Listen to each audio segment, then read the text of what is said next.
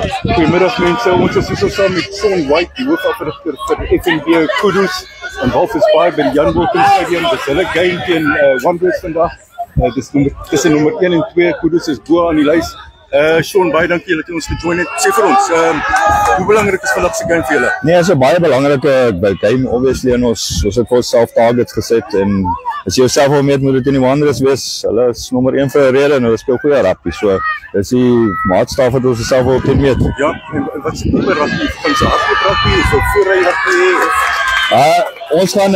Ons wil kompleet rugby vandag speel. Ons gaan voor en agter met die flair wat Kudus kan doen. Ja. So ons gaan alles vandag bring wat julle verwag van ons af.